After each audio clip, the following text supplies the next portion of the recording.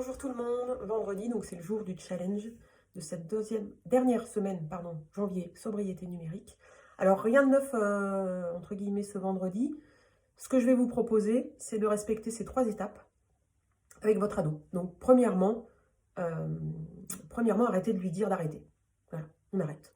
On n'en parle plus, on s'intéresse même un petit peu à ce qu'il fait sur les réseaux s'il est d'accord. Arrêtez de lui dire d'arrêter, c'est contre-productif de toute façon, et puis ça énerve tout le monde. Deuxièmement, c'est ritualiser et même augmenter les moments de qualité que vous passez avec lui. Donc on l'avait vu dans les semaines précédentes, trouver des activités, faire des choses ensemble, jeux de société, enfin il y a tout un tas de choses du plus banal au plus sophistiqué. Donc ça, le ritualiser, c'est-à-dire que tous les jours, passer au moins un moment de qualité avec lui sans téléphone, et puis le week-end, peut-être des moments un petit peu plus longs. Et puis troisièmement, c'est ce que je vous ai dit mercredi, c'est d'acter la suppression de la box.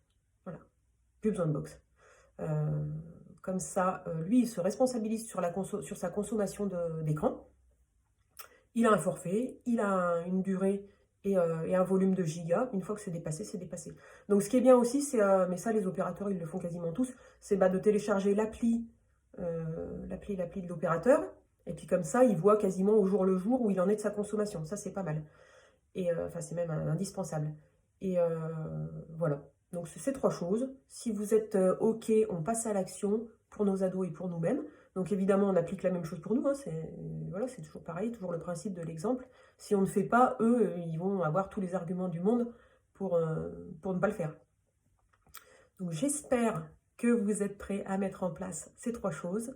Et puis, on se retrouve la semaine prochaine. Un nouveau mois, un nouveau thème. Et puis, on fera quand même un petit bilan de ce mois de janvier. Ciao!